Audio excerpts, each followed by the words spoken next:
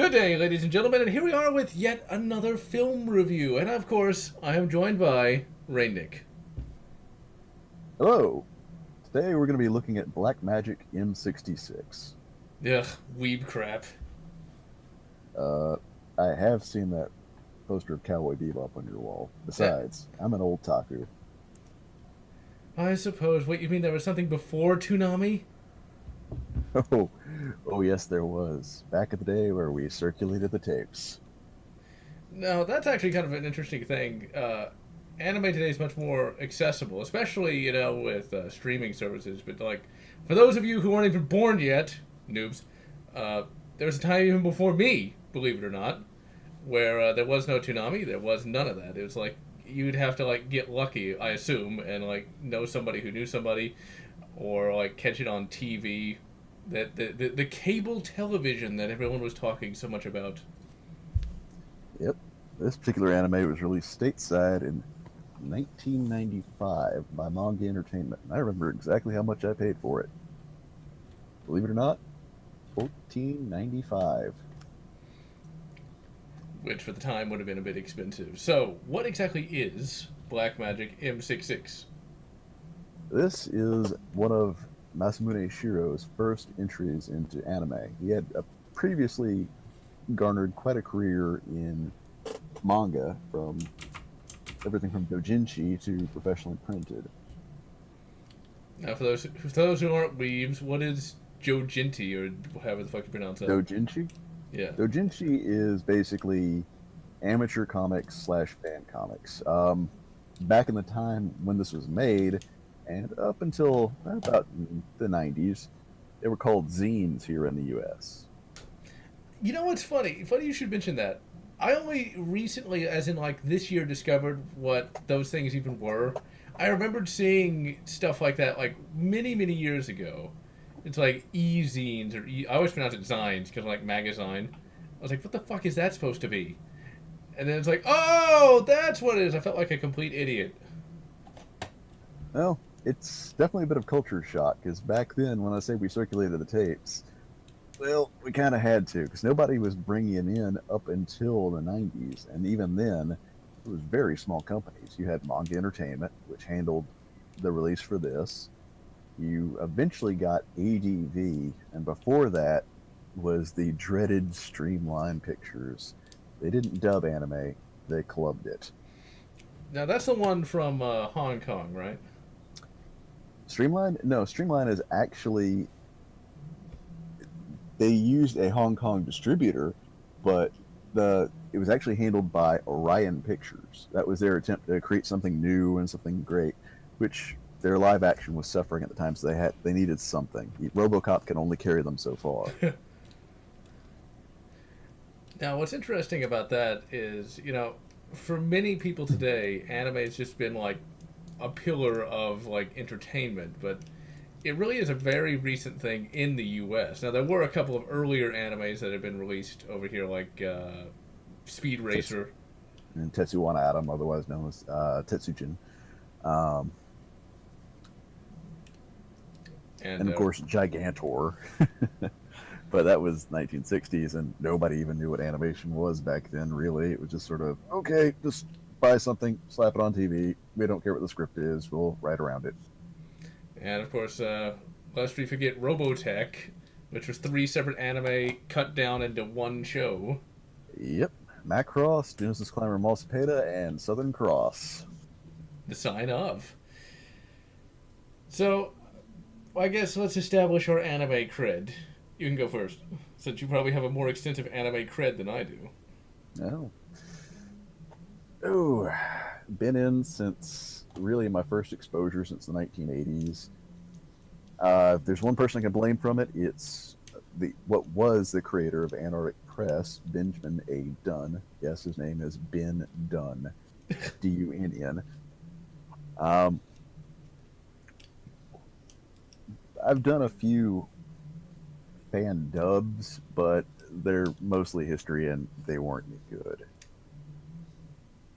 For the most part, collected resin kits, or what's called garage kits, in the scene in Japan. And for the most part, really kind of got out of anime when it started to become mainstream because everything's really changed. In what way?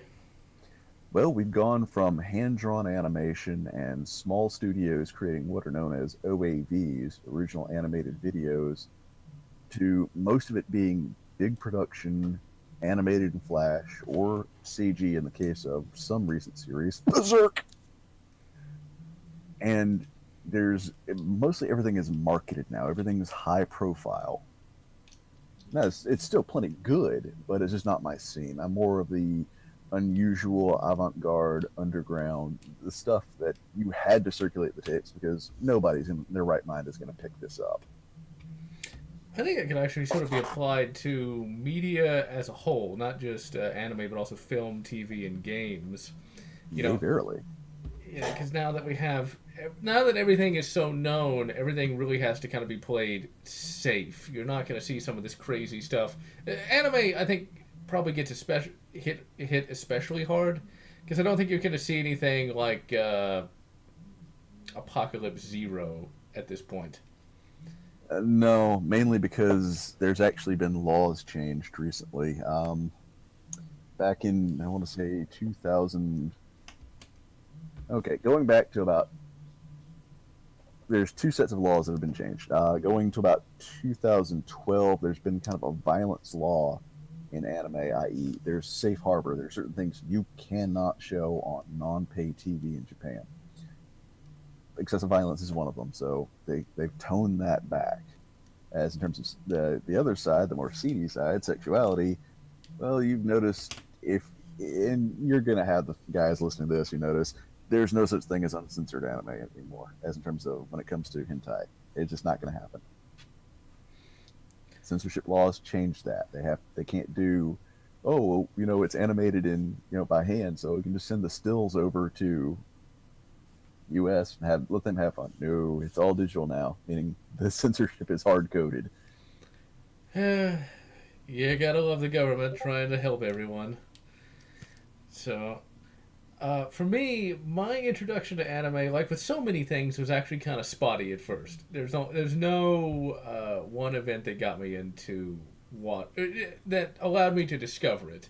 The earliest exposure to anything Japanese, glorious Nippon, actually came when my grandfather and I went to this hobby store. That it makes me feel really old. Not only does this hobby store not exist anymore, the entire building complex that it was in has been bulldozed and an HEB has been built over it. So it's really gone. I don't feel too bad. To the right of me, I've got two statues from a game that Capcom made, which hasn't seen a sequel in, coming up to, it's almost 20 years. Which game?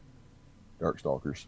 Oh, yeah. Darkstalkers was a game I didn't know existed until I think like 2010. I just knew the one character, Morrigan from Marvel vs. Capcom.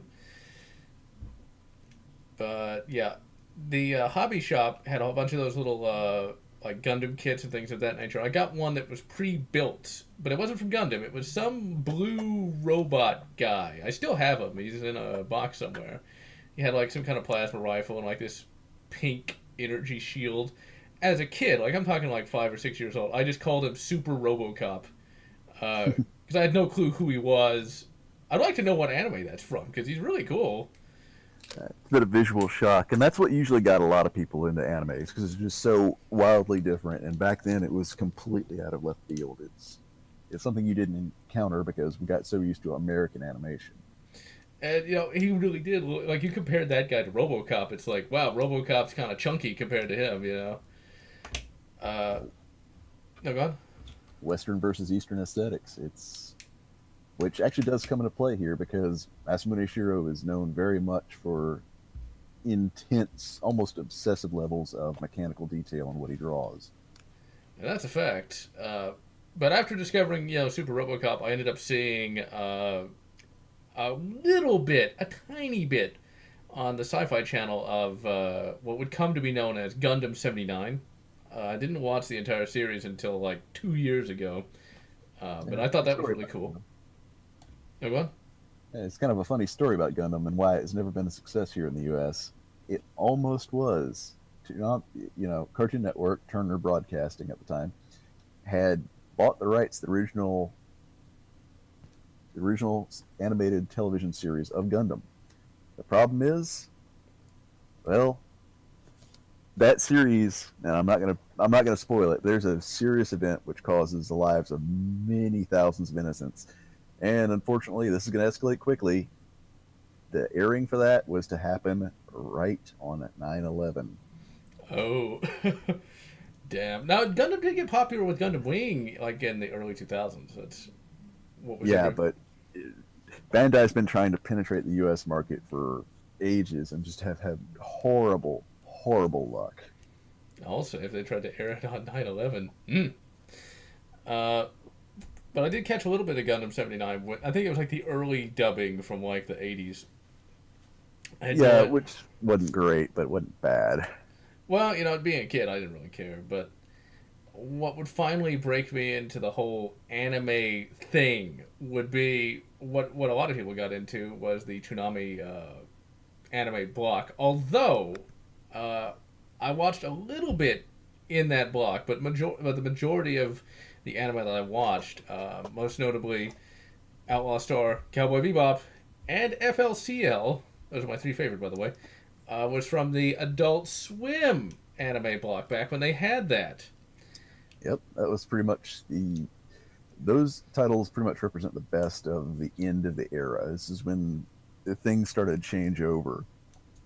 Now you'll have your Naruto and Bleach fans get all in a uproar and want to kill me over saying that, but anime was different back then. You could get away with a lot more, and you could pull off some really, really strange stuff.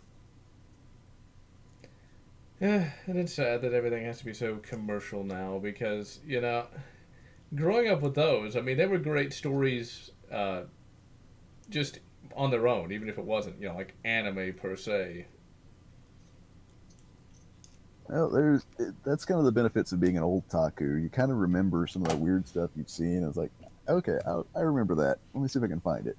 Now, sadly, the industry has really changed. Pioneer got out of anime in, I want to say, '04 or '06. Uh, ADV folded, and they're now Section 23 under, let's see, I'm trying to remember. Yeah, Sentai Filmworks.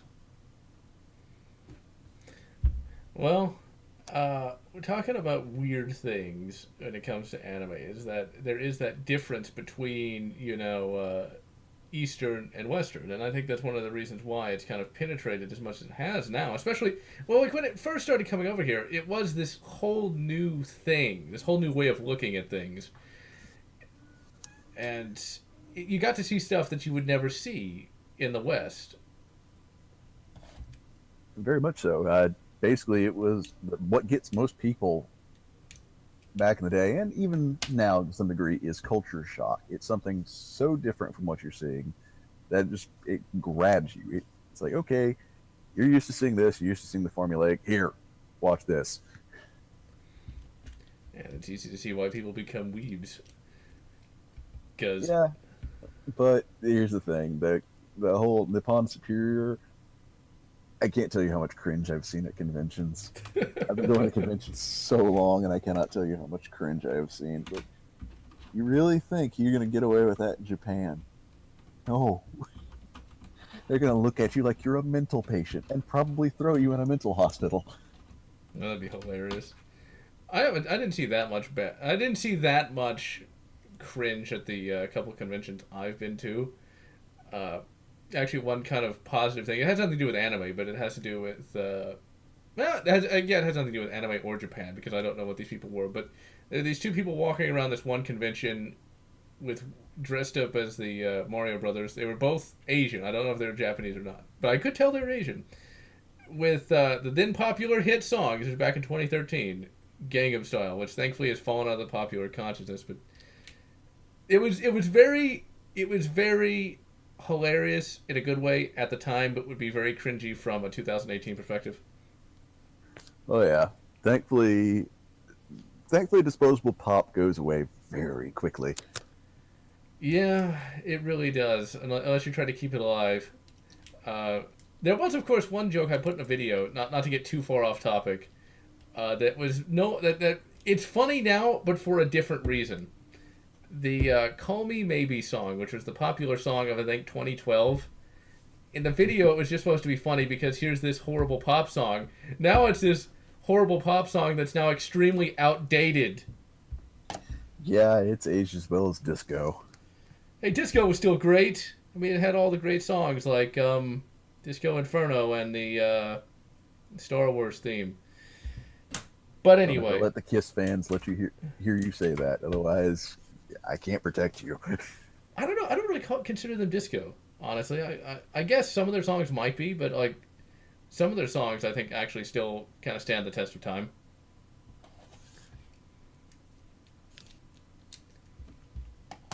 I'll take the silence as disagreement. Yeah, I plead the fifth. Well, that's a safe thing to do. All right, so let's begin and actually look at Black Magic 666. Go. You get For to the go glory first. of Satan. Okay, we open up with a military VTOL hovercraft, which is basically doing the same role as a chopper, but remember, this is futuristic, so cyberpunk has engine trouble, and immediately the engine catches fire.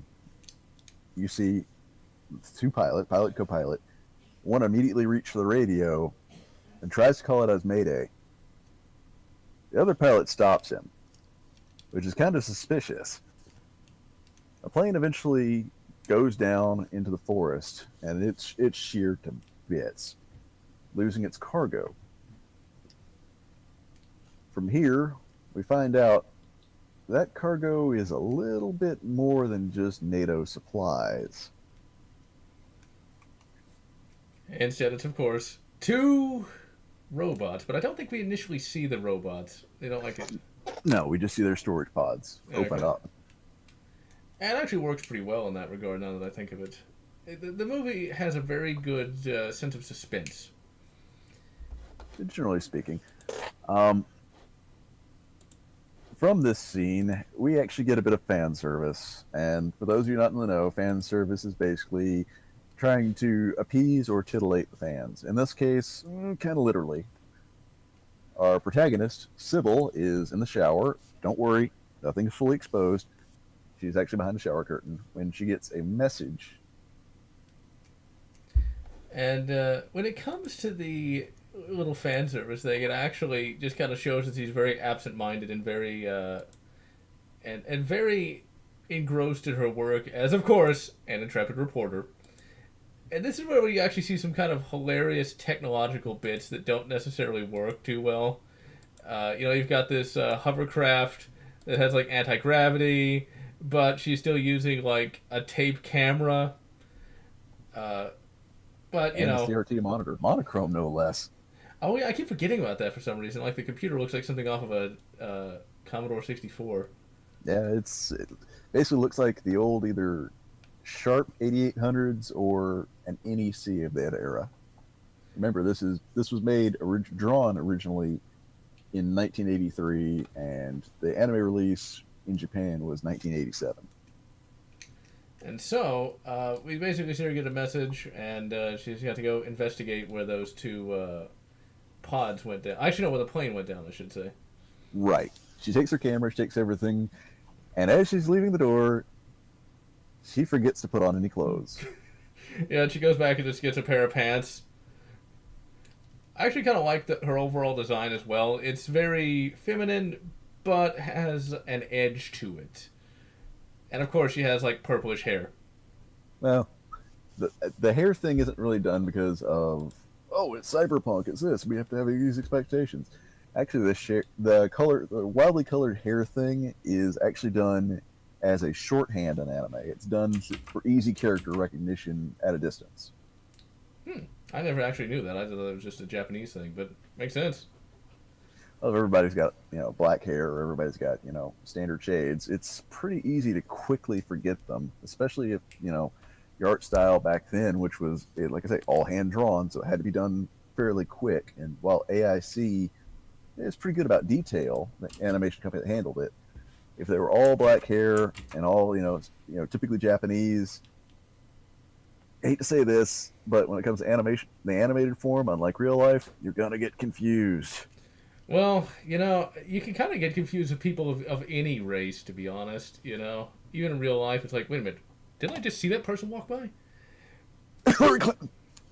Exactly. All right, so we cut back to the forest. We got some hovercraft hovering as they do, and then you can see kind of a weird thing happen. They deploy some troops into the forest, but they're on this weird-looking platform, very, very cyberpunk. Right. Basically, instead of your typical current day helicopter, LZ touch off is your quick rope.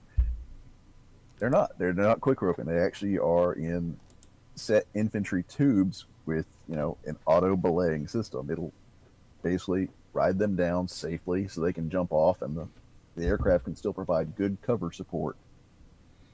Which But you figure they'd work on that for today's use. it's probably just expensive. It's like a rope. You just throw it out the side of the helicopter. It actually be. You actually have to pay for things. Whatever next. I know, right? All right, so the general and his troops find that the pods are open, and we learn that instead of shipping the robots with the programs not installed, they installed the hunter-killer program, and it's a test program. And so, who did they choose as the test target? They chose the daughter of the developer. Well, that might make Windows be a little more stable. Just saying, if they actually did it like that. Yeah, but here's the thing. When in doubt, you always want to work from a fresh install. Never, ever, ever leave old data.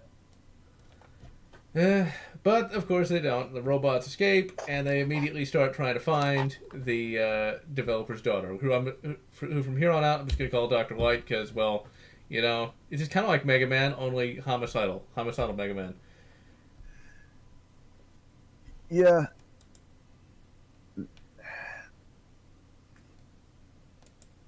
And then we cut to the developer's actual house, Dr. Light's house, and you're introduced to the daughter. And the daughter, I think, is supposed to be a robot, if I'm not mistaken. No, Ferris is human. They do have plenty of robotic assistants, but Ferris is human. Quite possibly one of the most awkward ways to introduce a character. The pilot sent to basically talk to her grandfather, Dr. White, flies in low and fast, and unfortunately the backblast from his jets just utterly destroy the roof. Yeah, that the insurance ain't gonna be happy about that. And apparently it's not the first time it's happened, because Ferris states, "Dad, they've destroyed the house again. Get them to fix it."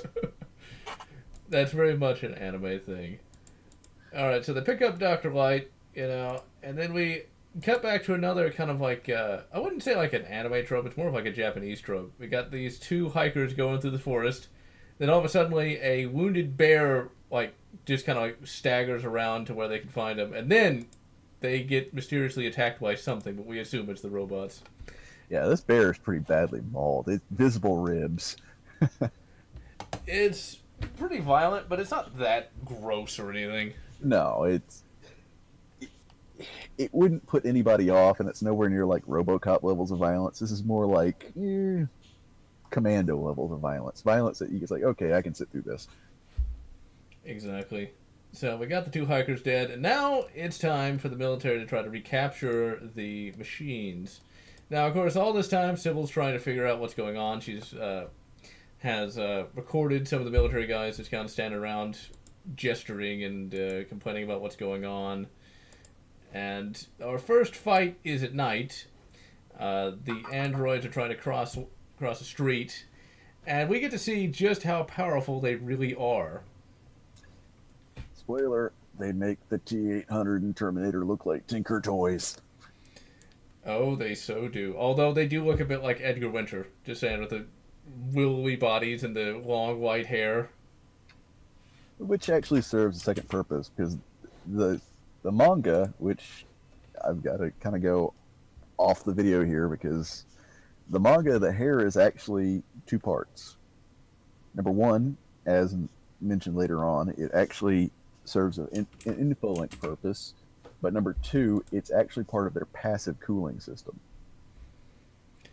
Yeah, they did not actually spring for some cryogenic cooling for whatever reason.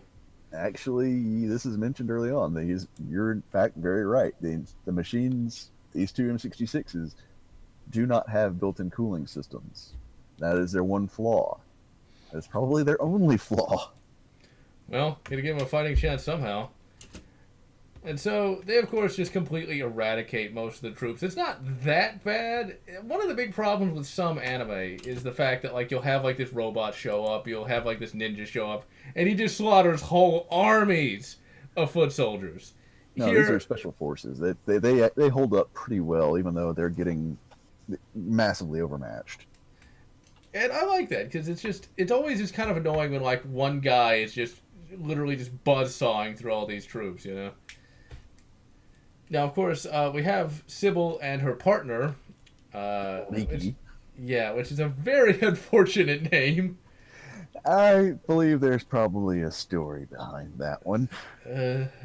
Well, I think that's his name. I think it's like Bob Leakey or something. It's like... It is his name. It's not a nickname. It's just... it's funnier to think that somewhere along the line, this guy earned a nickname of being Leaky for something stupid. That he does have the personality of that. He's very cowardly, very much a joke, and as a foil. He's not in the movie that long, but he's very much a foil at the beginning of the movie for Sybil, because Sybil's, of course, the no nonsense kind of character that still has, unlike with a lot of modern day female characters, still has a feminine side to her. Very much so. It's not a case of either falling into the tropes of uber feminine, doesn't really do much, or screams a lot, or, make Sarah Connor look like your average, housewife. Exactly. Okay, so they get captured. This is slightly before the androids start attacking. Right, they get captured right after the boom mic. After she uses the boom mic and glances a little bit of data, she thinks that they're here because of a new missile or new piece of field technology has been deployed. The glint from her camera lens gives her away. And when they get captured, they're not really roughed up too much. This film is not particularly bad when it comes to like portraying the military, which is a very popular thing of the '80s, where it's like the army is evil. They don't do that. No, in this case, they are very professional soldiers. They're here to do a mission. They're here to get it done, and they're here to get the heck out of Dodge. In this case, as they are captured, they're stowed away in a vehicle, and their orders are to interrogate them. Now, normally, these days, interrogate them means, okay, torture them, or, waterboard them. In this case, no. They actually had the right idea of how a professional soldier would do it if given the option, especially a special ops soldier, who has to cover something like this up. You don't torture, you don't waterboard, you don't even punch him around a little bit. Instead, you use sodium thiopental, or otherwise known as sodium pentothal. Surprising is the fact that Masamune Shirow, this guy was born and raised in Japan. This guy is a nut when it comes to mech designs, anything mechanical, and especially firearms designs. And he actually had the forethought to think this through of how would be the best way to do this without causing harm. You gotta love Japan. Glorious Nippon. They actually care about details. Now, if we can only get these guys here in the States to fix whatever's crawled up Hollywood's butt and died. You'd almost need like a goddamn alien to fix that. Agreed. So you got the roadside battle. They're able to get one of the androids, just barely, But the other one escapes. It's actually kind of funny. There's like a male and female android. And it's the female one that's able to escape. They're both technically roughly female body types. One has a shorter cropped, ventilation cut. You'll notice in this fight they're using wire launchers to try to pin it down. They can't really risk destroying the thing for one specific reason. The robot has a very specific shut-off method, and if it feels that it is captured or trapped, yeah, it's now goes from being makes the T-800 look like just a wind-up toy to congratulations, you now have a very large, in excess of 500 pounds per unit, walking, killing, angry, high explosive anti-personnel device. Every last square inch of it essentially will act like a claymore mine. And that actually does come up later in the film. Claymore mines, that is. Yes and no, but the first time it comes up is here. Prototype number 1 explodes. Thankfully, it doesn't kill that many. In fact, it kills very few. Thankfully, simply because the unit knows about it. So it decides, okay, it's going to blow. Hit the dirt. Yep. It is kind of funny that, like, the general, he's out walking around. He doesn't get hit by anything. He rolled a 20 on that one, I'll say. That or found immediate cover. And what's kind of interesting is I wonder if this anime actually inspired Deus Ex Human Revolution in any way, because there's a mod you can get in game to where you can actually use that. It's called the Typhoon. I never actually used that because I went for a stealth build, but it does do pretty much the same thing. It shoots out this anti-personnel like splatter of projectiles. And actually, to answer your question, yes. Masamune Shiro's work has actually inspired the Deus Ex series since the first game. Nice. Very nice indeed. It kind of shows. What's kind of funny, though, especially in this scene, is you do see kind of like this variety of technology. You got like these super advanced, like flying machines. Then, of course, you got like 60s era Jeeps. And you got, well, the Humvees at the time would have looked really, really really futuristic, but the 60s Jeeps. Now, note that the M-66s, both prototype A and B, are strong enough to launch themselves through the engine block of one Humvee and then proceed to lift it up by its superstructure and essentially use it like one would lift a table and use it as Jackie Chan would. Just weaponize it. So yeah, Arnie looks like crap compared to that, unfortunately. Yeah. All right, so after that, we got Sybil escaping with Leaky, Mr. Leaky, and who has been dosed up to his eyeballs in sodium pentothal and is now a gibbering wreck. And he pretty much stays that way for the entire film.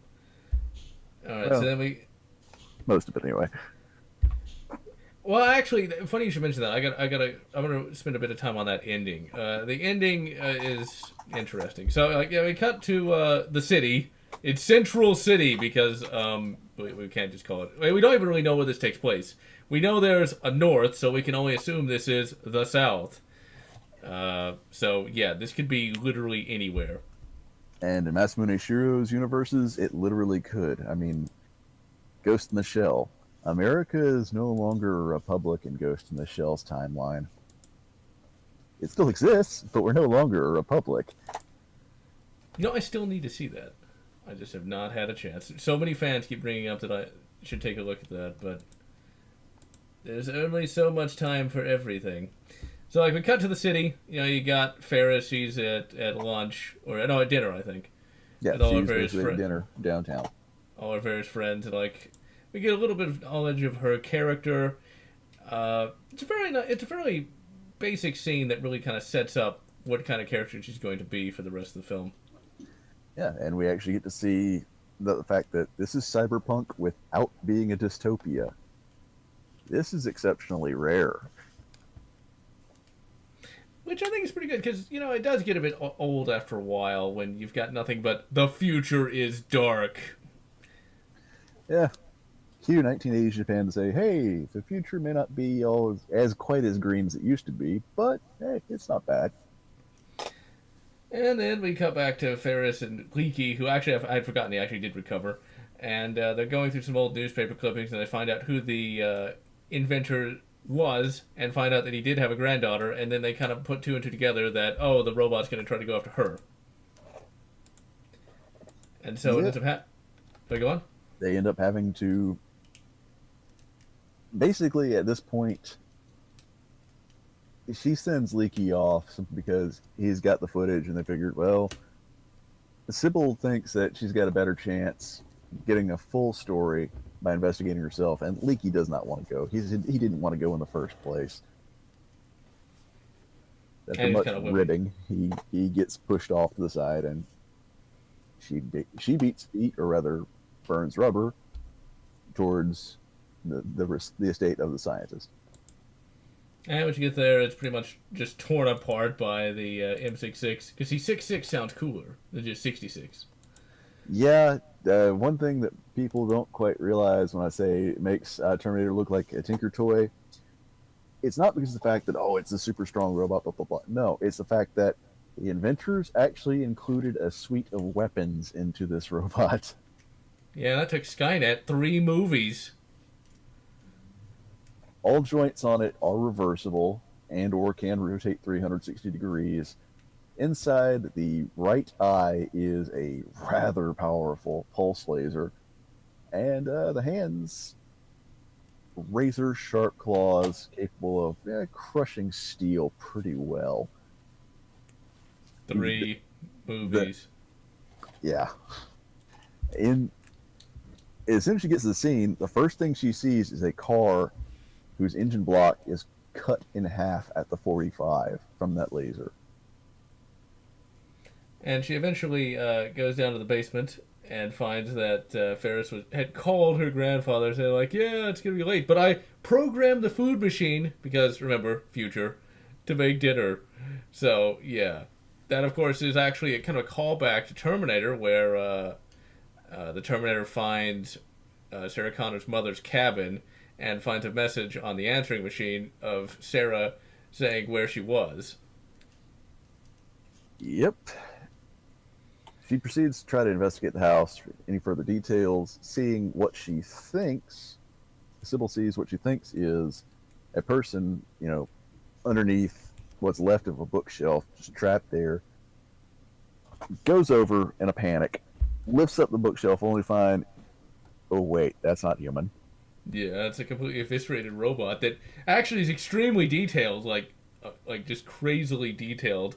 And you only see it for like a fraction of a second, but that's a really well realized, ripped open robot.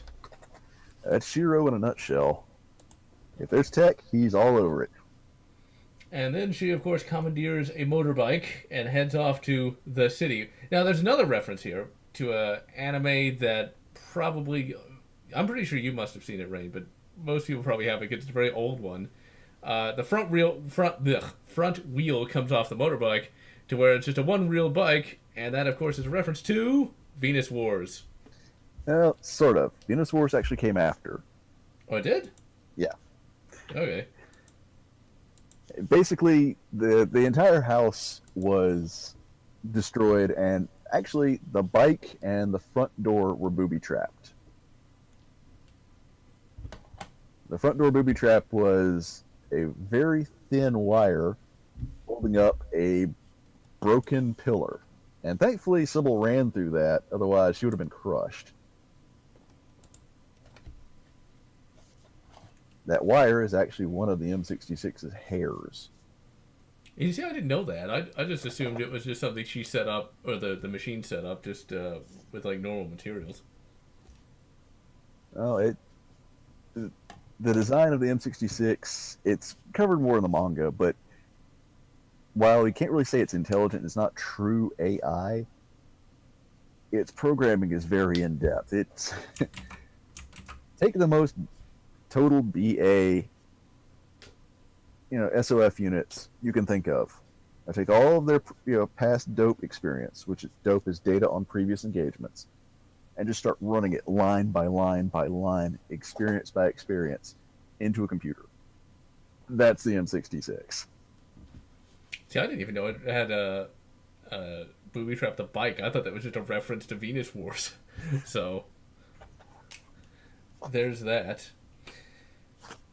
So eventually, the military heads off to the city, Central City, knowing now that they already knew that it was going after the daughter, but now they're gonna try to set a trap for it. Another little trope that I always find kind of funny is the sewer trope, because you got the M-66 going through the sewer, and there's this massive waterfall of shit that it walks through. I think it's not going to be smelling too good. Just saying. No, it's not. But it actually serves a purpose in this case. Remember, the Black Magic M-66, or in this case just the M-66, actually has no active cooling unit. It only has passive cooling. So this actually does serve a purpose to cool it down. Oh, that does lifespan. Okay. But also it's going to probably smell pretty bad, just saying. Oh, it's gonna reek. It's going to smell pretty bad. So Sybil ends up making it to the city, and she, of course, ends up stealing a space plane, a futuristic propeller space car, and starts flying it around. And of course, this is one of those scenes where I feel it's a little indulgent because it goes on a little too long, where she's flying around the city, chased by the cops. But she in full-size gunships. Yeah, they don't look that big at first, but then you finally see the scale of it. It's like, damn. Law enforcement got serious in the future. Yeah, I would say so. But she, of course, Sybil, of course, just ends up randomly finding the M-66. And the M-66 is doing the typical Teenage Mutant Ninja Turtle thing of, a trench coat is enough to disguise you. Oh, it'll pay attention. Well, when the hair is that long and can drip over the face, and, the entire body's covered, it worked well enough. Well, up until it spotted its target. And then they start shooting up the place, takes out a couple of police jets. What's actually kind of funny is this is actually before she even gets to the bar. And I think this is another reference to Terminator, because Sybil just barely gets to the bar where Ferris is in time. What's also kind of funny, though, is Ferris knows this robot, because she's around her grandfather, Dr. Light, at least that's what we're calling him. So she, waves to the robot, hey, how's it going? It's like, I don't think the robot starts shooting at her, but then it starts, advancing on her menacingly. It's actually kind of funny. Yeah, basically she refers to it by its serial number. So there's some familiarity there. Just a little. And, of course, now we have the chase to end out the film. They're in a giant building, because cyberpunk, and so there's them trying to escape from the machine. And there's some really tense scenes, and this is where you start to really see just how well animated this show is. Hand-drawn animation, I get that it's a lot more expensive than, CG, but damn, when it's done well, it's done well. I mean, every joint on those fingers is rendered, well, not rendered, but drawn absolutely beautifully. Yeah, the hand-drawn animation really isn't done so much anymore. It's not, like I say, these days it's all either Flash or it's computer-generated because of cost and speed. Animation can't really be done these days in hand-drawn. It's like I said, for cell shading. Everything is either cell-shaded rendered, i.e. Berserk, or it's done in Macromedia Flash or other similar programs. Almost nothing is hand-drawn these days, with the fact that they don't want to pay for it. It costs too much. Which really sucks, because a lot of stuff today looks like crap. Just saying. Yeah, especially American animation, but that is what it is. It's kind of like when the early leap to 3D. I always remember thinking when 3D first came onto the scene, it's like, wow, this looks like crap compared to what I had on the Super Nintendo. Which, if you compare 3D animation from 1996 to say the animation you saw in Street Fighter 2, it's a world of difference. Yeah, back then you had no choice but to, in the case of Street Fighter 2, everything had to be hand-drawn, scanned in, and then rasterized. And Street Fighter 2 still looks good. It really should, because even though, we'll take reused Fireball. It's only 4 frames of animation, but that's 4 hand-drawn frames. Wasn't until Street Fighter 3 till that went from 4 frames to 14 frames. Uh, I'll tell you, but this is yet another tangent, but it does apply to animation. It's like I think of all those Street Fighter games, my favorite still is SNK versus Capcom 1. I mean, that was absolutely amazing looking, you know? Yeah, just about all of the SNK characters had a lot of animation added, as some actually got entirely new character models and just complete new animation altogether. Though that said, as much as I do like the game, it was a running gag for the longest that Morgan will never get a new animated sprite. Well, that's sad but true. Just because, well, she is rather obscure, especially these days. And, you know, with the, shall we say, social justice related gaming media, they'd probably call it was sexist or something. Oh no! Instead of a new animated sprite, the Marvel versus the PS3 era Marvel versus Capcoms, they ended up getting a 3D render. So, Well, that works. Honestly, didn't remember the character being in that game. But then again, I only got like the first version that came out, so it might not have been in that. you didn't miss much because by the time of Ultimate Marvel versus Capcom, they didn't jump the shark. Capcom got to a point where they couldn't make fighting games, had to outsource. So they're now jumping up and down on the shark till it resembles chunky salsa. Poor shark. Alright, so back to the movie. Alright, so they're, of course, being chased by the M-66 all throughout the building, and there's one really tense scene where they get trapped in a elevator, and the only thing they've got to defend themselves with is this, like, electromagnetic mine, and it's really, they're trying to maneuver around this thing in a tiny box. It's really very effective. Yeah, they had just come out of the worst possible place you could have faced the M-66 in, which is an industrial freezer. Yeah, let's get something that's only real weakness is the fact that it doesn't particularly have a good cooling system built in because it's still in prototype phase. And let's put it in the one area where it has no problem at all. Exactly. The scene of the elevator actually is a callback to how they took down the first M-66 unit. They basically had to magnetically repel the unit. And these the repulsors they have, we assume they work on magnetics, but we can also assume that no, this is a genuine force producing object. Don't know how it works, but it works. But it only works in a certain arc. So she's having to move around the elevator with Ferris Matthews behind her. Sybil's basically just having to face this thing to her. Otherwise, yeah, that machine's just going to rip and tear. And of course, the battery starts dying in the thing. Now, the sub that I have has it called a donut for whatever reason. Yeah, it is called that in the sub as well as the dub for one line. It's called a repulsor donut in the dub. I don't know why, but it is. Helps you keep him getting fat if he keeps repelling it. But anyway, weight loss donuts aside, they eventually, of course, get to the top floor, and this is where the final confrontation takes place. And this is where the M66 just completely tears apart the top floor. I mean, it's pretty much, they've blown it apart. In fact, the M66 shows surprising combat awareness when it realizes its right arm is damaged. So instead of, pulling a Terminator and saying, oh, well, no, that's that. No, it realizes that, oh, wait, most of my substructure is essentially a giant series of anti-personnel mines. It rips off its own arm, finds a support beam, creates a hole, shoves its arm in, and uses it as a remote charge. And that just completely eradicates the top floor of the building. Now, Sybil ends up getting a MP5 and tries shooting it. That doesn't really work that well. Not an MP5. Oh, it's not? Nope. It's an HK-43A3. Let me see here. It looks a lot like an MP5, but I guess that's a more obscure submachine gun than from that era. It's not they're based off the same principle. It's basically HK's roller lock line. It's their 5.56 rifle.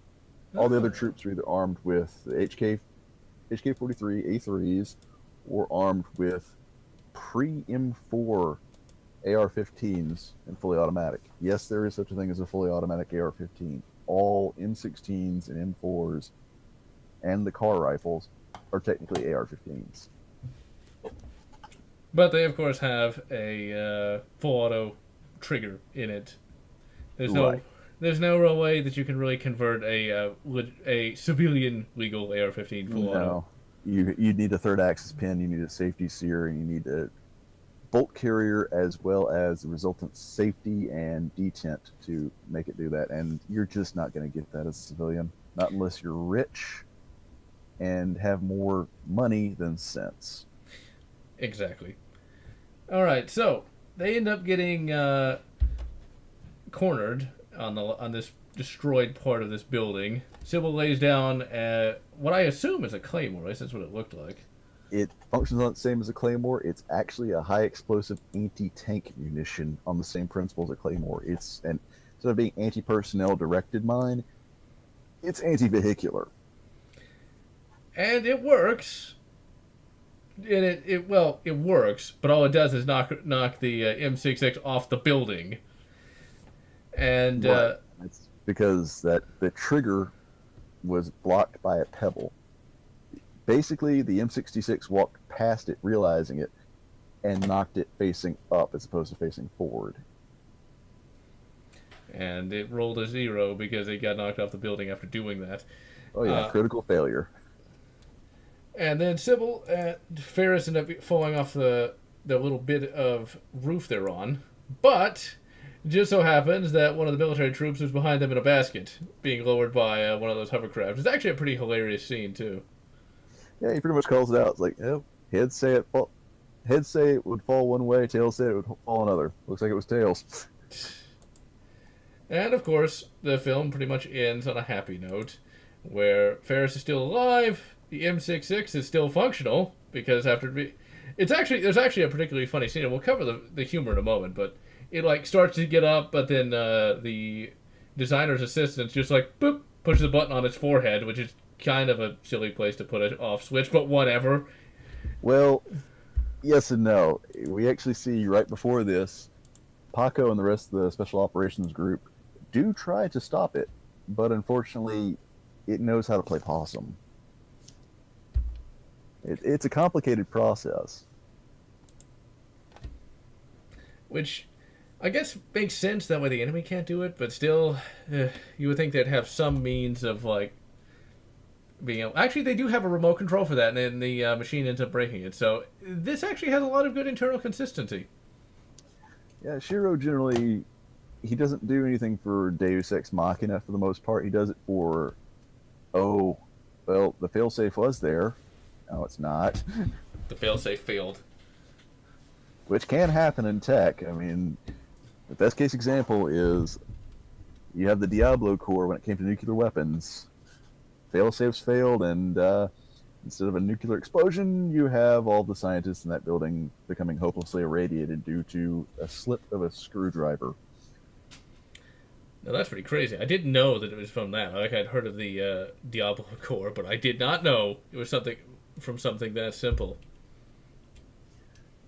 Yeah. When failsafes fail, they usually fail big. Yeah, so every time that bloody warp core ejector in Star Trek fails, everyone should die, but, well, whatever.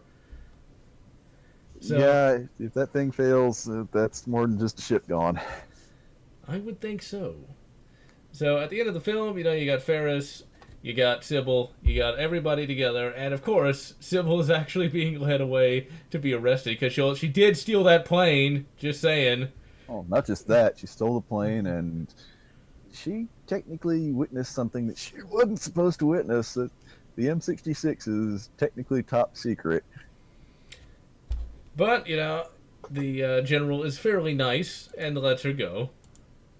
It's a really nice scene. Now, there's actually a hilarious kind of background event where Sybil and Ferris are jumping around happily. It's like, I like that. Show some humanity from both characters. Yeah, basically, you just survived all of that. You might as well be elated. And that was pretty hilarious. So they disassemble the M-66, and then we end up cutting to Sybil back in her little apartment. And she's wearing an Appleseed shirt. Yep, that's another Shiro callback. He always puts a little some Easter egg or a little nod or wink to some of his past work in his current work or future works. Of course, does that mean is Appleseed an anime in that universe, or is it a real thing and she just happened to buy like some merch? I would assume it's anime because Appleseed's story is kind of world changing, even more so than what we see in this title. Well, that's true, but we'll get to that in a moment. So the end here is a bit. For me, I didn't really like it that much. It ends with her footage being aired by Leaky, and the last line is literally just Leaky shouting "Sybil" and then cut to credits. Well, Leaky was trying to take the credit for everything, but the last little photo kind of shows that no, you're not responsible. Oh, I guess I must not have noticed that. Last shot of it is him still tied up, trussed up, in under the thralls of the sodium pentothal he was administered. Oh, I just saw it. So I actually have it open on one of my monitors. Okay.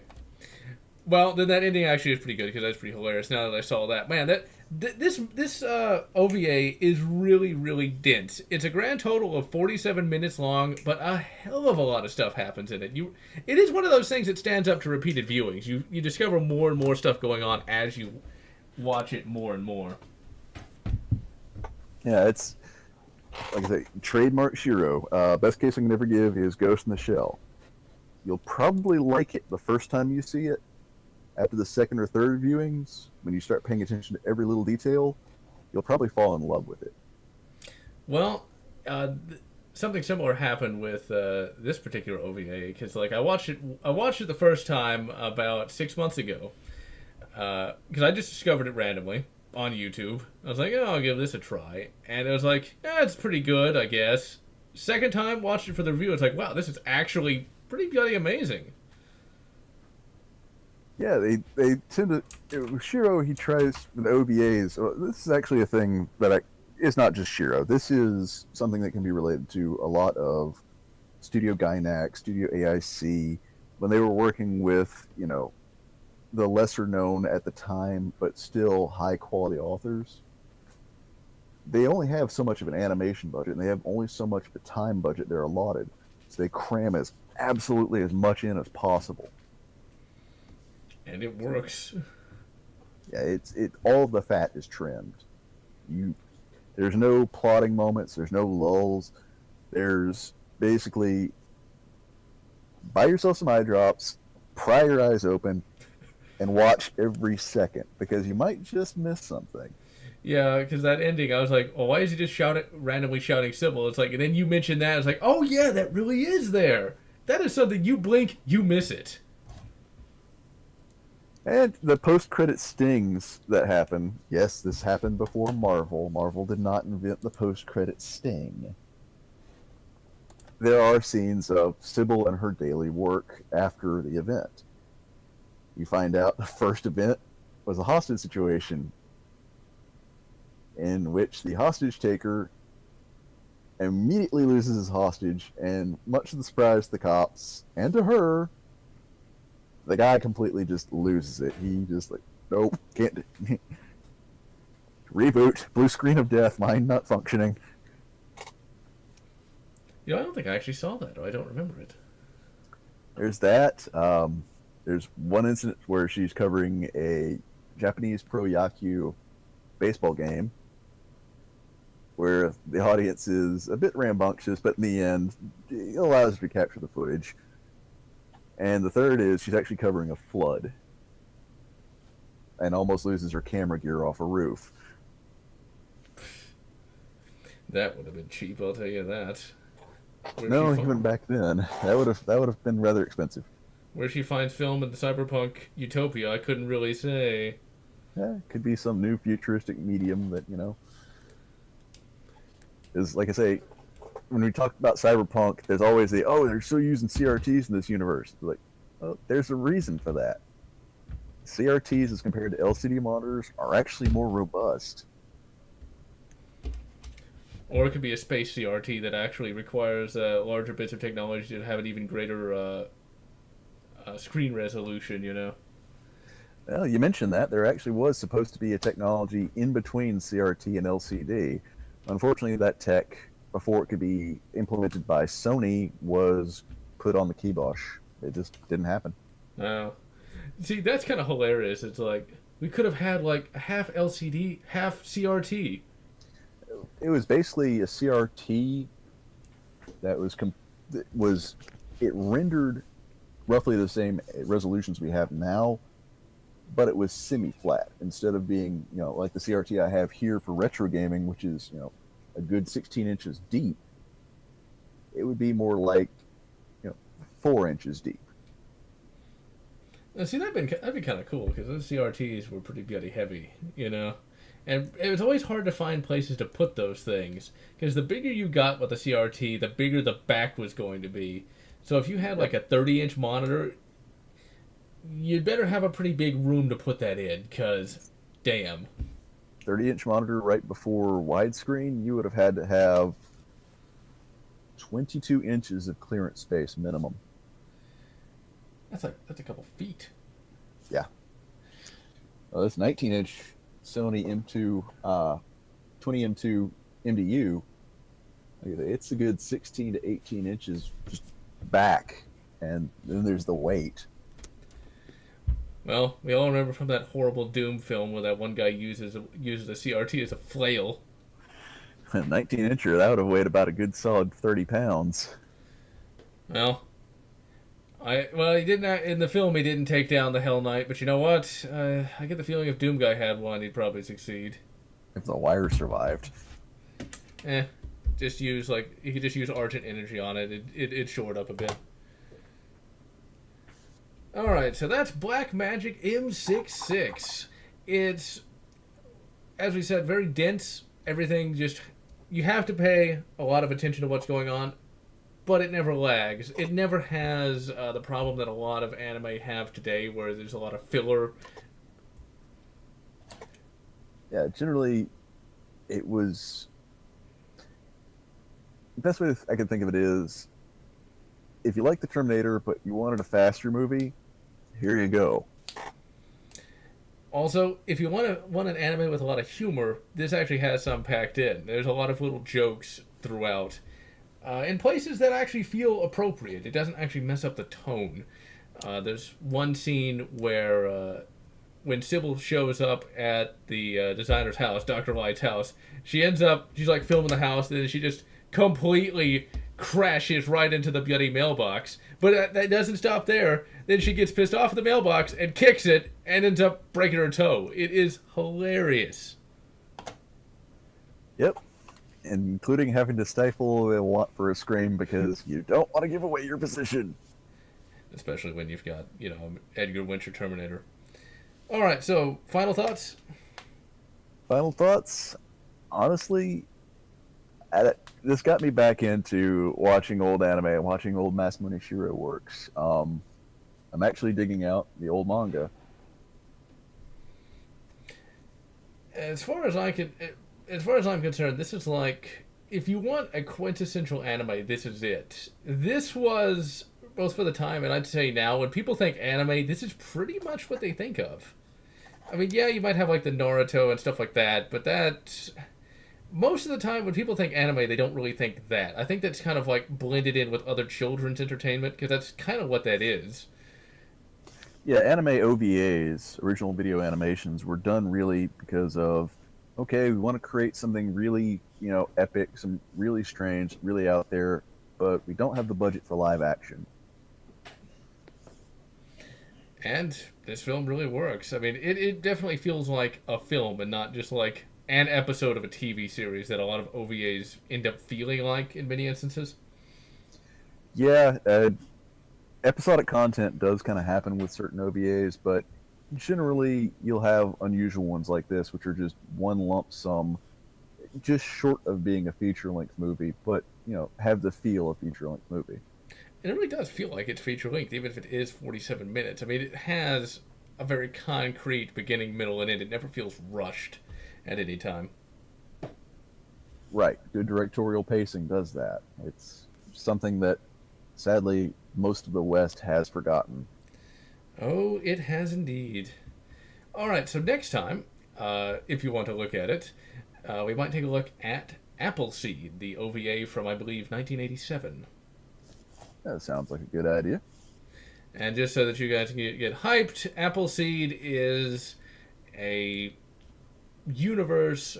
Well, actually, I'll just explain what the OVA is. It's basically it's sort of a police mystery sort of thing where you've got this female cop and her partner Bracerios, who just so happens to be a robot.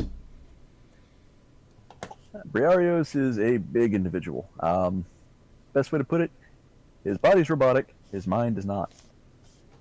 So think of like RoboCop, but on steroids. And a gun aficionado at that. But for now, I'm of course Generallotz, And I'm Reignick. and we're gonna wish you good Any classic mecha anime.